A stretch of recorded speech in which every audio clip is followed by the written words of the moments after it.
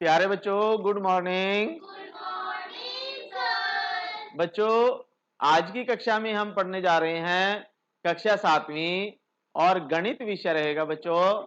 और इसमें अध्याय 3 है, आंकड़ों का प्रबंधन अध्याय का नाम है। तो इस अध्याय में हम प्रश्नावली 3.3 करेंगे आज, और इस प्रश्नावली के सभी प्रश्न उत्तर सॉल्व करेंगे। ठीक है, तो चलिए शुरू करते हैं बच्चों। प्रश्नावली 3.3। तो इसमें देखिए बच्चों, प्रश्न 1 में ये क्या कहता है। प्रश्न 1 में ये कह रहा है कि निम्नलिखित प्रश्नों के उत्तर देने के लिए आकृति 3.3 में दिए दंड आलेख का प्रयोग कीजिए। तो हमारे पास प्रश्नावली में आकृति 3.3 दी गई है, तो उसमें से देखना है हमने। और आकृति 3.3 देखो क्या है। ये हमारे पास आकृति है 3.3। ठीक है, तो इसमें क्या कहा गया है कि विद्यार्थियों की संख्या ये, और ये कुत्ते, बिल्लियां, खरगोश, हैमस्टर, अन्य ये पालतू पशु हैं। ठीक है, तो इसमें आकृति में देखिए कितने विद्यार्थियों के पास कुत्ते हैं, यानी कितने विद्यार्थियों के घर में या कहीं भी कुत्ते पाले हुए हैं उन्होंने। तो ये कितने हैं बच्चों, देखिए 8 विद्यार्थियों ने, यानी जहां तक ये ऊंचा उठ रहा है ना वहां तक बिल्लियां कितनी है, 10 विद्यार्थियों के पास बिल्लियां हैं। ठीक है, और खरगोश कितने विद्यार्थियों के पास है, 2। हैमस्टर 5 विद्यार्थियों के पास है, क्योंकि 4 और 6 के बीच में है ये।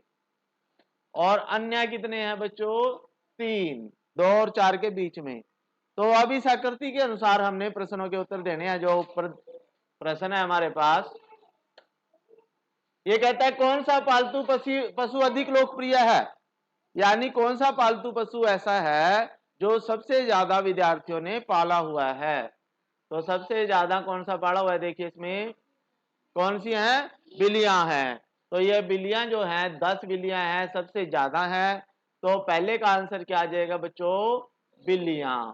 और कितने विद्यार्थियों का पालतू पशु कुत्ता है, तो कुत्ता कितने विद्यार्थियों ने पढ़ा हुआ है, देखिए 8 विद्यार्थियों ने। तो ये आपका आंसर आ जाएगा बच्चों। आंसर लिख लेते हैं चलिए इसके। तो आपने चित्र के अनुसार आंसर देने हैं। तो देखिए बच्चों, हमने उत्तर लिख दिया है कि हमारे पास जो कौन सा पालतू पशु सबसे अधिक लोकप्रिय है, वो है बच्चों बिल्लियां।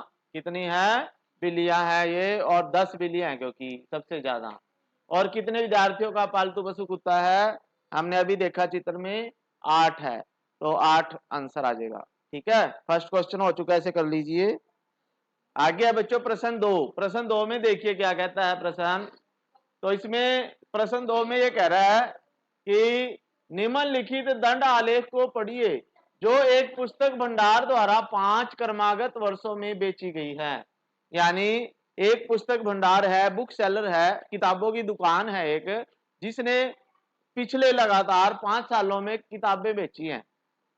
तो पुस्तकों की संख्या उसमें दर्शाई गई है, साल भी दर्शाए गए हैं, और आगे आने वाले प्रश्नों के उत्तर देने हैं कि वर्ष में 1989, 1990, 1992 में प्रत्येक में लगभग कितने पुस्तकें बेची गई। ध्यान से देखें इधर। तो वर्ष 1989, 90 और 92 में प्रत्येक में लगभग कितनी पुस्तकें बेची, यानी तीनों साल की कितनी पुस्तकें बेची, तो यह बताना है हमने। और फिर है किस वर्ष में 475 पुस्तकें बेची गई, किस वर्ष में 225 पुस्तकें बेची गई। ठीक है, फिर उसके बाद है किस वर्ष में 250 से कम पुस्तकें बेची। तो ये आपको पूरा दंड आलेख है, ये देखिए ये दिया गया आपके पास। ये कह रहा है 1979 में, 1979 में ये आपके पास कितनी पुस्तकें बेची गई हैं, लगभग 180 के आसपास आ जाएंगी ये। ठीक है, और 1990 में लगभग 475 के आसपास आ जाएंगी, यानी 500 से थोड़ी कम है। और 1991 में 300 पुस्तकें आ जाएंगी, 1992 में 250 पुस्तकें, और 1993 में 600 पुस्तकें बेची। ठीक है। तो अब इसके अनुसार हमने आंसर देने हैं, इसलिए आप ये टेबल भी आपके पास होना चाहिए। तो इसमें पहला प्रश्न है, जैसे वर्ष 1989, 90 और 92 में लगभग कितनी पुस्तकें बेची। लगभग कह रहा है तो लगभग में हम पूरा मान ले लेते हैं। जैसे अगर 180 है ना तो 200 मान लेते हैं उसे लगभग में। ठीक है, तो ये आ गया 90 में, और ये 3 सालों की देखनी है हमने। कितने सालों की? 3 सालों की। तो ये कर लेते हैं, इसके आंसर देखिए। तो प्यारे बच्चों हमने देखिए ये कर लिया है। इसमें हमने वर्ष जो 79 है 180 पुस्तकें बेची, यानी 180 के आसपास ही है लगभग ये, यानी 200 से कम है। 1990 में 475 पुस्तकें बेची और 1992 में 225 पुस्तकें बेची। फिर ये दूसरे पार्ट में कहता है कि किस वर्ष में 475 पुस्तकें बेची और किस वर्ष में 225। तो ये देखिए हमने यहाँ पे लिखा हुआ है, 1990 में 475 पुस्तकें बेची और 225 पुस्तकें 1990 में बेची, तो ये यहीं से लिख लिया हमने। फिर है किस वर्ष में 250 से कम पुस्तकें बेची, 250 से कम पुस्तकें बेची। तो यहां हमने ये जो साल लिख दिए ये अधिक लिख दिया है, तो इनको कम वालों को लिखना है बच्चों। तो इसमें हमने ठीक कर दिया। इसे देखिए 250 से कम पुस्तकें 1979 है, सॉरी ये 89 में और 1992 वर्ष में बेची गई थी बच्चों। और ये कहता है कि 1992 में बेची गई पुस्तकों का आकलन किस प्रकार करोगे। तो 1979 में 200 पुस्तकों से कम पुस्तकें बेची गई थी बच्चों। ठीक है, तो ये क्वेश्चन पूरा हो चुका है, कर लीजिए। आ गया बच्चों प्रश्न 3। प्रश्न 3 में देखिए क्या कहता है। ये कहता है प्रश्न 3 में कि 6 विभिन्न कक्षाओं के विद्यार्थियों की संख्याएं नीचे दी गई हैं, तो इन आंकड़ों को एक दंड आलेख द्वारा निरूपित करें। तो सबसे पहले हमने इनका दंड आलेख बनाना है बच्चों। क्या बनाना है इसका? दंड आलेख। ठीक है, और ये कहता है कि 5वीं कक्षा में विद्यार्थी हैं 135, छठी में 120, 7वीं में 95, 8वीं में 100, 9वीं में 90 और 10वीं में 80। तो आप स्केल किस प्रकार चुनेंगे। तो इसमें हमने स्केल चुननी है, तो स्केल कौन सी चुने। तो क्योंकि इसमें देखिए आपके पास 135, 20 यानी 135 तक जा रहे हैं, तो हम कोई उचित स्केल चुनेंगे इसकी। तो देखिए बच्चों हमने यह दंड आलेख बनाया है। तो इसमें दंड आलेख में क्या करना है, पहले हमने ये लाइन ऐसे लगाई, इसे वाई एक्सिस बोलते हैं और इसे एक्स एक्सिस बोलते हैं। ठीक है, इसे बोलते हैं एक्स और इसे बोलते हैं वाई, ये वाली लाइन। तो इसमें हमने विद्यार्थियों की संख्या लेनी है बच्चों वाई एक्स पे, और विद्यार्थियों की संख्या किस प्रकार से कि हमने 0 से 1 पहला निशान लगाया, 50, फिर 100, फिर 150, यानी इसमें 50 विद्यार्थी हैं एक इकाई में। तो हमने लिख दिया एक इकाई बराबर 50 विद्यार्थी। और नीचे हमने कक्षाएं ले ली हैं सभी, छठी, 7वीं, 8वीं, 9वीं, 10वीं। तो अब देखिए 5वीं में कितने बच्चे हैं, 135। तो 135 बच्चों के लिए हमने ये ग्राफ यहाँ 135 तक ले गए, यानी 150 से थोड़ा कम रखा है 135। फिर छठी में 120 बच्चे हैं, तो यहाँ पे देखिए 100 से थोड़ा ऊपर ले गए 120। ठीक है, अब ऐसे ही 7वीं में 95 बच्चे हैं, तो लगभग 100 के आसपास ही आएंगे, 100 से थोड़े से कम रखेंगे हम, 95, 95। तो ये 7वीं के ऊपर हमने बार बना दिया है, इमारत खड़ी कर दी है। और 8वीं के पूरे 100 हैं, तो 100 की सीध में लगाएंगे, 100 के समांतर ही ले जाएंगे इसे। तो 8वीं में 7वीं से थोड़े ऊंचे हैं इमारत, तो ये बार ग्राफ होता है। इस अंग्रेजी में बार ग्राफ बोलते हैं और इंग्लिश में दंड आलेख बोलते हैं। 9वीं में 90 बच्चे हैं, तो यहाँ ये 95 थे, तो इससे थोड़ा सा कम कर देते हैं 90। ठीक है, और 10वीं में 80 बच्चे हैं तो इसे 90 से थोड़ा कम कर देंगे, 80 बच्चे 10वीं में आ जाएंगे। तो इस प्रकार से आपने बार ग्राफ बनाना है या दंड आलेख बनाना है बच्चों। अब इसमें फर्स्ट क्वेश्चन है, आप स्केल किस प्रकार चुनेंगे, आप स्केल किस प्रकार चुनेंगे। तो इसमें आपके आंसर यहां लिखेंगे हम। एक आंसर है बच्चों स्केल, स्केल क्या चुनी बच्चों हमने, 50 विद्यार्थी बराबर 1 इकाई, या ऐसे ही लिख लो 1 इकाई बराबर 50 विद्यार्थी, 1 इकाई। तो ये दोनों सही है, ठीक है। ये भी लिख सकते हो आप इकाई स्केल, ठीक है। फिर निम्नलिखित प्रश्नों के उत्तर दीजिए। बी का पहला है, किस कक्षा में विद्यार्थियों की संख्या अधिकतम और किस में न्यूनतम है, यानी कौन सी कक्षा में सबसे ज्यादा विद्यार्थी हैं, कौन सी में सबसे कम। तो कौन सी में, 5वीं में सबसे ज्यादा है और 10वीं में सबसे कम है। तो हम लिखेंगे सबसे अधिक, सबसे अधिक 5वीं में तथा सबसे कम, सबसे कम 10वीं में है।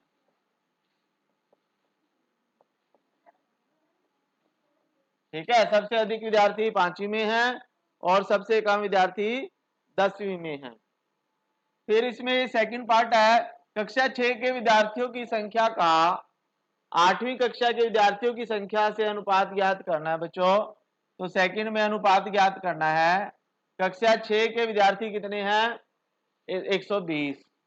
कक्षा 6, कक्षा 6वीं बटे कक्षा 8वीं, इन दोनों में अनुपात निकालना है। तो अनुपात निकालने के लिए हम भाग देते हैं एक दूसरे को।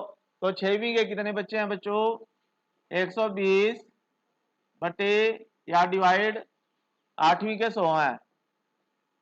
तो 0 से 0 कैंसिल हो जाएगी, तो ये आ जाएगा 12/10।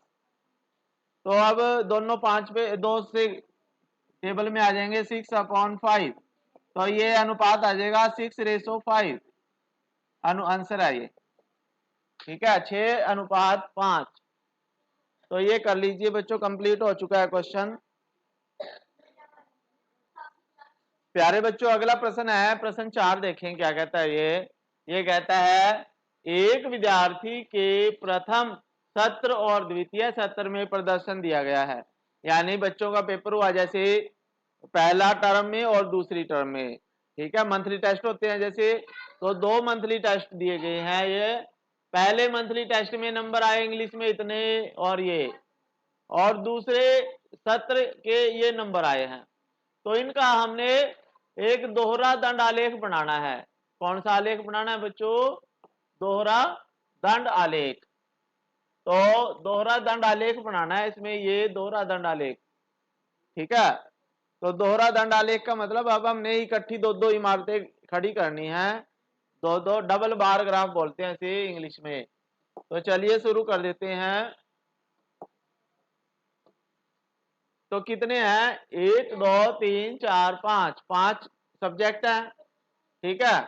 तो इसमें हम कितने का स्केल ले लेते हैं, 20-20 का स्केल ले लेते हैं।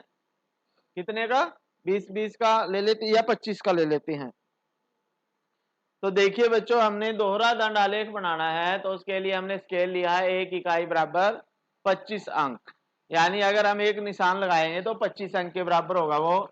तो यहाँ पे जैसे हम लगा लेते हैं ये 25 अंक आगे, यहाँ पे 0 है, फिर 25 और यहाँ पे 50 हो जाएगा, यहाँ पे 75 हो जाएगा और यहाँ पे 100 अंक, ठीक है।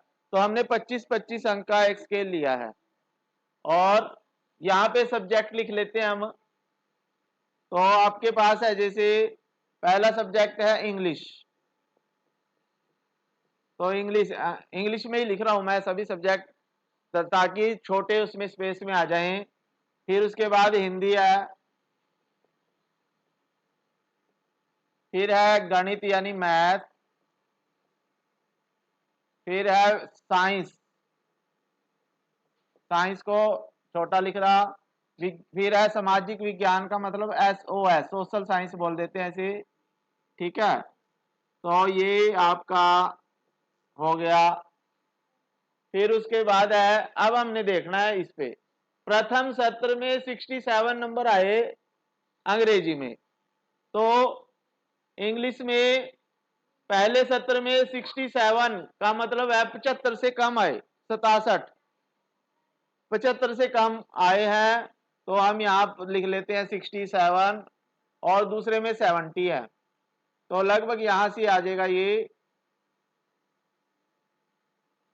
67, और दूसरे सत्र में 70 है, तो इसी के साथ हमें थोड़ा सा एक बड़ा और बनाना पड़ेगा 70 वाला बनाने के लिए अंग्रेजी में ही, ठीक है। तो इसे बोलते हैं डबल ग्राफ, क्योंकि इसमें डबल बन रहा है एक साथ ही। हिंदी में 72 और 65, तो हिंदी में हम क्या करेंगे, 72 यानी थोड़ा सा ये बड़ा कर देते हैं 70 से, तो यहाँ पे आ जाएगा आपके पास 72, और दूसरे में है 65, 65 नंबर है, तो यहां से आ जाएगा ये 65 इतना, ठीक है। फिर उसके बाद है गणित में 88 और 95, पहले सत्र में 88 आए, फिर 95 आए, तो हम 88 यानी 75 से ऊपर ही आएंगे ये, पहले सत्र में 88 आए, फिर 95 नंबर आए, थोड़े बड़े कर देते हैं और इसे, ठीक है, डबल हो जाएगा ये। तो इसमें आपको ये भी देना पड़ेगा, जो प्रथम सत्र है ना, इसमें आपने ऐसे लाइनें लगानी है, ठीक है, इस तरह का, और दूसरा सत्र में आप खाली डब्बा लिखोगे। पहले सत्र वाले में हम ये लाइनें लगा देते हैं ऐसे, ताकि ये अलग हो जाए, और दूसरा सत्र खाली है ऐसे। पहले सत्र के जो नंबर हैं उसमें आपने ये अलग से मार्किंग करनी है, ठीक है। तो ये भी इंडिकेशन हमें देना पड़ता है भाई, पहले सत्र के बार में हमने ये डिजाइन बनाना, दूसरे में ये बनाना है। फिर आगे आगे है साइंस, साइंस के 81 और 95 है, तो 81 और 95, तो इससे कम ही रहेंगे 81, तो ठीक है। तो ये देखिए 81 यहाँ पे आ जाएंगे लगभग, और 95 आएंगे इससे थोड़ा सा 100 से थोड़े कम, हाँ जी, 81 और 85 है, सॉरी 81 और 85 है, तो इसको थोड़ा सा 81 से थोड़ा ही बड़ा करेंगे, ठीक है। फिर जब आप स्केल के साथ करोगे तो ये बिल्कुल सही बनेगा, ठीक है। फिर उसके बाद 73 और 75, 73 और यानी 75 के नीचे ही आएगा, और एक 75 ही है, तो इसकी सीध में बिल्कुल 75 आ जाएगा, और फिर 73 आ जाएगा, यानी 75 थोड़ा सा बड़ा करना है आपने, तो ये 73 है पहले सत्र में, और दूसरे में 75 है, तो ये आपका ग्राफ डबल ग्राफ बन गया बच्चों, इसे कर लीजिए। तो यहां भी आप लिख सकते हो, प्रथम सत्र में कैसा डिजाइन बनाया है हमने, ये वाला, और दूसरे सत्र में हमने सिंपल डब्बा खाली है, तो ये आपको लिखना पड़ता है सारी चीजें, ठीक है। फिर अब इसके प्रश्न देख लेते हैं, किस विषय में विद्यार्थियों ने सबसे अच्छा प्रदर्शन यानी सबसे अधिक सुधार किया, यानी ऐसा कौन सा विषय है कि पहले सत्र में तो कम नंबर थे, दूसरे में बहुत ज्यादा आएंगे। तो इसमें हिंदी में देखिए, इसमें तो 3 नंबर कम हो गए, और भी ये 67 से 70 हो गया, ठीक है। हिंदी में 72 आए थे, फिर दूसरे में 65 रह गए, कम हो गए। गणित में 88 से 95 हो गए, ठीक है, कितने बढ़ गए इसमें, 88 और 7 नंबर बढ़ गए, और इसमें 4 नंबर बढ़े, और इसमें 2 ही नंबर बढ़े, तो गणित में अच्छा सुधार हुआ है। तो इसका फर्स्ट का आंसर है बच्चों, गणित में अधिक सुधार हुआ, अधिक सुधार हुआ। फिर दूसरे में, किस विषय में सुधार सबसे कम हुआ? सबसे कम सुधार किसमें हुआ? सामाजिक विज्ञान में 2 ही नंबर बढ़े हैं, इसमें 4 बढ़े हैं और इसमें 3 बढ़े हैं। तो सामाजिक विज्ञान, किसमें? सामाजिक विज्ञान में। और किसमें? तीसरा प्रश्न है, किसी विषय में प्रदर्शन नीचे गिरा है? किस विषय में? तो ये क्या क्या बोला? हाँ, किसमें गिरा है भाई? हाँ, जो हिंदी है उसमें 72 थे, फिर 65 हो गए दूसरे पेपर में। तो हाँ, हिंदी में गिरा है, हिंदी में प्रदर्शन नीचे गिरा है। ठीक है, तो ये आपका आंसर हो गया बच्चों। क्वेश्चन नंबर 4 पूरा हो चुका है, कर लीजिए इसे। तो आ गया बच्चों 5वां प्रश्न। इसमें देखिए, ध्यान से समझें। किसी कॉलोनी में किए गए सर्वेक्षण से प्राप्त निम्नलिखित आंकड़ों पर विचार कीजिए। यानी किसी कॉलोनी, जैसे गांव में हम सर्वेक्षण कर लेते हैं या किसी कॉलोनी में कर लेते हैं कि ये है खेल देखने के ऊपर, भाई कितने लोग कौन सा खेल देखते हैं, तो देखना और भाग लेना। क्रिकेट को 1240 लोग तो देखते हैं टीवी पे, और 620 लोग ऐसे हैं जो भाग भी लेते हैं उसमें, यानी वो खेलते भी है गली में या कहीं मैदान में। ऐसे ही बास्केटबॉल का है, तैरना है, हॉकी है, खेलकूद है। तो उपयुक्त स्केल चुनकर दोहरा दंड आलेख खींचिए और इस दंड आलेख से आप क्या निष्कर्ष निकालते हैं? कौन सा खेल अधिक लोकप्रिय है और खेलों को देखना अधिक पसंद किया जाता है, उनमें भाग लेना। तो देख लेते हैं, दंड आलेख बना लेते हैं बच्चों। तो देखिए बच्चों, हमने ये एक दोहरा दंड आलेख बनाना है, जिसमें हमने क्या किया, एक इकाई 200 व्यक्ति ले लिया, 200 आदमी। तो इधर तो हमने आदमी ले लिए जो लोग खेलते हैं या देखते हैं, और इधर हमने ये इंग्लिश में लिखे हैं सभी खेलों के नाम। क्रिकेट है, बास्केटबॉल है, स्विमिंग है, हॉकी है और प्ले यानी खेलकूद। ठीक है, तो अब देखिए, पहले हम देखने वाले का करेंगे। देखने वाले में हमने क्या करना है, ऐसे डिजाइनिंग बनानी है, और जो भाग लेते हैं उनमें सिंपल। ठीक है, तो दोहरा दंड आलेख बनाना है।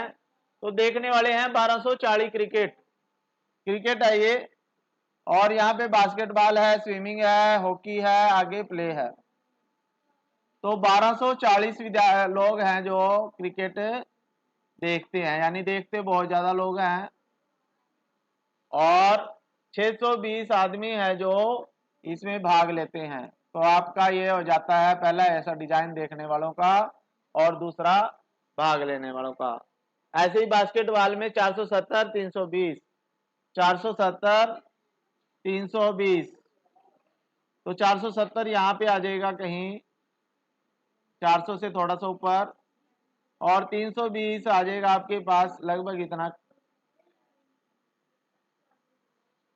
फिर है 510 320, 510, 510 आ जाएगा लगभग यहाँ पे, और 320 उतना ही है ये। फिर हॉकी है 430 250, 430 यहाँ पे आ जाएगा लगभग, और 250 तो इतना का आ जाएगा। फिर 250 और 105, 250 तो इतना ही आ जाएगा इसी के जितना, और 105, 105 आ जाएगा बिल्कुल थोड़ा सा। ठीक है, तो ये इस तरह से आपने दोहरा दंड आलेख बनाना है। तो ये बना लीजिए बच्चों। फिर उसके बाद ये प्रश्न है, इस दंड आलेख से आप क्या निष्कर्ष निकालते हैं? तो इससे यही निष्कर्ष निकलता है कि लोग मैच देखते तो ज्यादा हैं, खेलते कम है। ठीक है, तो हम लिखेंगे खेलने वालों से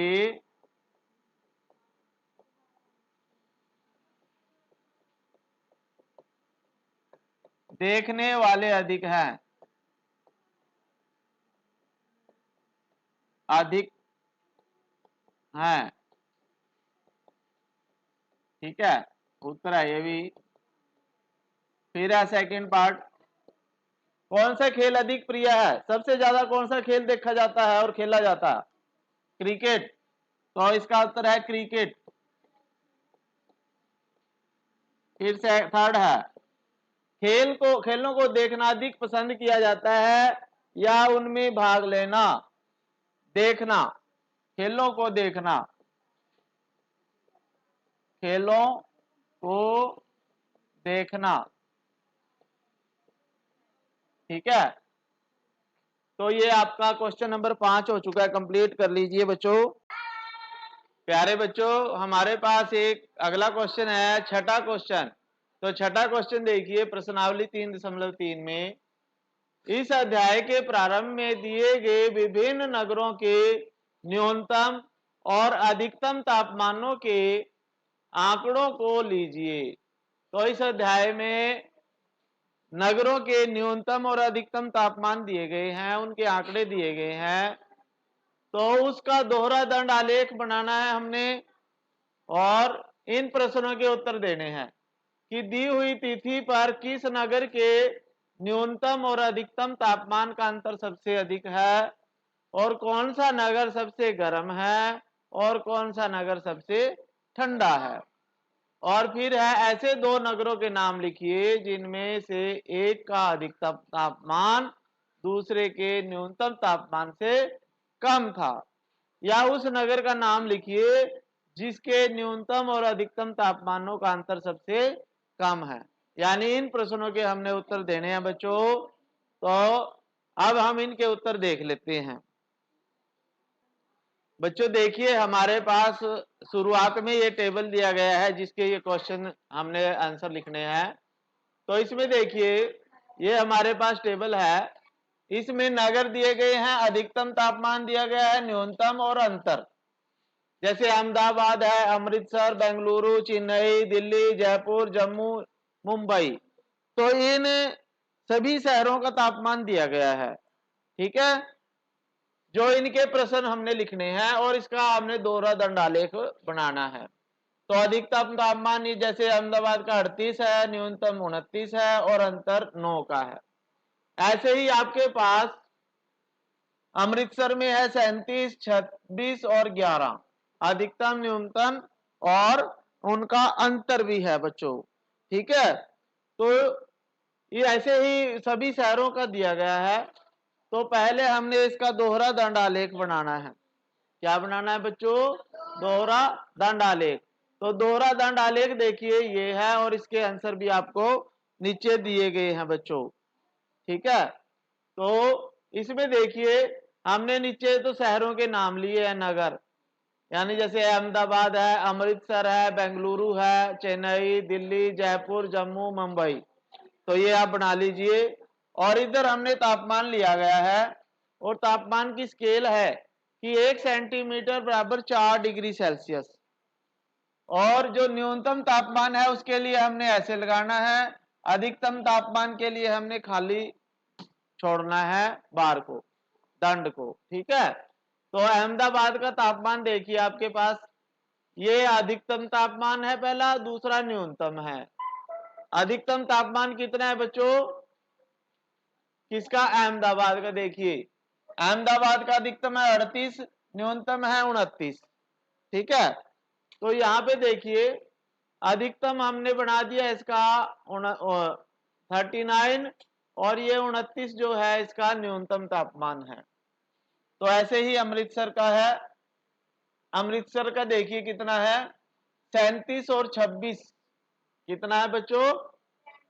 तो 37 देखो अमृतसर का ये आ गया यहाँ, और 36, ये 26 है ये बच्चों 28 से नीचे। ठीक है, ऐसे ही बेंगलुरु का है 28 और 21 कितना है? 28 है बेंगलुरु का और 21 है न्यूनतम। तो यहाँ पे बेंगलुरु का 28 हो गया और न्यूनतम कितना हो गया बच्चों इसका? बेंगलुरु का 21। ठीक है, तो ये 21 आ जाएगा, 20 से ऊपर है।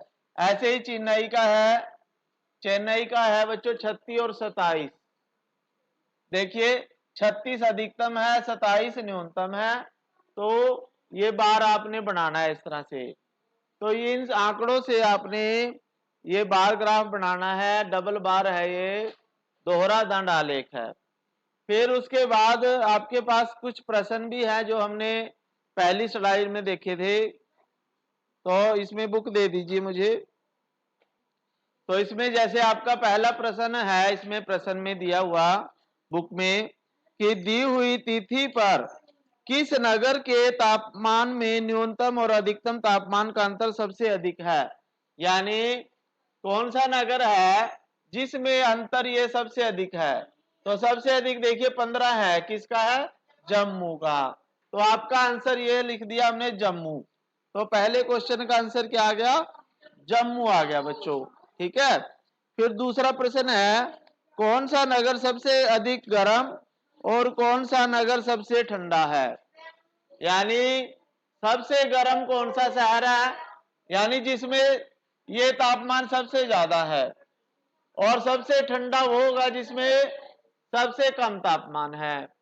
तो कौन कौन से हैं बच्चों? सबसे गर्म जम्मू है और सबसे ठंडा बेंगलुरु है। क्यों है? क्योंकि जम्मू में देखो 41 टेम्परेचर है सबसे ज्यादा, और बेंगलुरु में 21 है। कितना है? 21 सबसे कम है इनमें। तो इसलिए सबसे ठंडा बेंगलुरु है और सबसे गर्म जम्मू है। फिर है अगला प्रश्न, ऐसे दो शहरों के नाम लिखिए जिनमें से एक का अधिकतम तापमान दूसरे के न्यूनतम तापमान से कम था। जिसका अधिकतम तापमान और दूसरे के न्यूनतम तापमान से भी, देखो इसमें बेंगलुरु का यहाँ 28 है अधिकतम, अधिकतम तापमान बेंगलुरु का कितना है बच्चों? 28। और इसमें इसका न्यूनतम तापमान 29 है, इसका भी 29 है। ठीक है, तो जयपुर और अहमदाबाद का जो न्यूनतम तापमान है वो बेंगलुरु के अधिकतम तापमान से भी कम है। ठीक है, तो ये बेंगलुरु और जयपुर का ठीक है, बेंगलुरु और जयपुर, फिर है बेंगलुरु और अहमदाबाद। ठीक है, फिर उसके बाद अगला प्रश्न है लास्ट आपका, उस नगर का नाम लिखिए जिसके न्यूनतम और अधिकतम तापमानों का अंतर सबसे कम है। यानी न्यूनतम और अधिकतम तापमान का अंतर सबसे कम किसका है? देखिए सबसे कम अंतर 5 है मुंबई का। किसका है? मुंबई में सबसे कम अंतर है 5। तो यहाँ पे मुंबई आ गया है आपका आंसर। ठीक है, तो इसमें सबसे जो लास्ट वाला प्रश्न है इसका आंसर मुंबई आ जाएगा बच्चों। ये मुंबई आपको दिखाई नहीं दे रहा होगा, वो मैं ऊपर लिख देता हूं। क्या है इसका आंसर? मुंबई। तो ये फोर्थ पार्ट है, जो फोर्थ का आंसर यहां लिख देता हूं मैं। ठीक है, किसका है? मुंबई। ठीक है, क्योंकि मुंबई का जो तापमान है उसका अंतर सबसे कम है। तो ये फोर्थ का आंसर है बच्चों। तो ये क्वेश्चन कर लीजिए बच्चों। तो बच्चों इसके साथ एक्सरसाइज कंप्लीट हो चुकी है और ये चैप्टर भी कंप्लीट हो चुका है। तो सभी ने ये क्वेश्चन कर लिए होंगे। ठीक है बच्चों, फिर मिलेंगे नई कक्षा में, तब तक के लिए थैंक यू। जय हिंद बच्चों।